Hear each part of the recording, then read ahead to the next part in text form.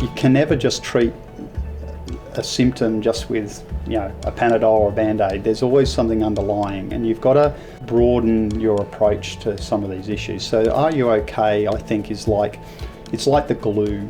That question, could be an innocent question, unknowingly opens up a can of worms, and then you feel like, well, I'm really pleased I asked that question and somebody had the confidence to actually say, no, I'm not.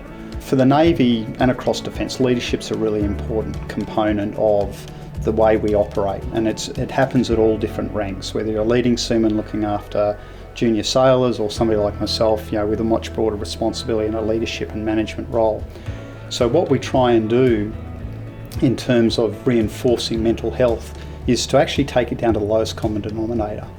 And so what that means is a leading seaman, so somebody in their mid-20s who's looking after some young seaman who's just sort of literally come out of school and gone through recruit school, are you okay is a question a leading seaman can ask as much as the commanding officer of a ship can ask, or me as a Commodore of the whole force can ask. And you can do it as an individual level, I could do it as a group, and it depends on the circumstances, that timing of when you ask the question.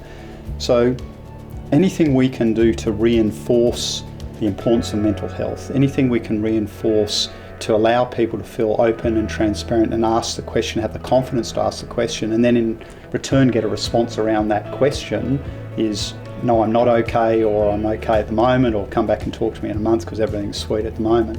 And I think are you okay is a really good mechanism to start a conversation. Anybody can do it. It's about collective defence. It's about using every means you have to go after it. Think as a contemporary modern leader, I really believe in the adage, people first, mission always.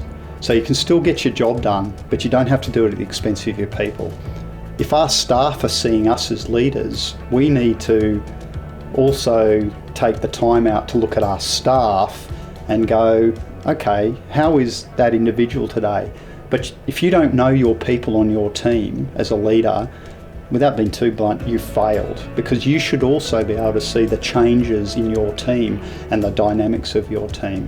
And then someday you may actually have to ask the really hard question is, are you okay?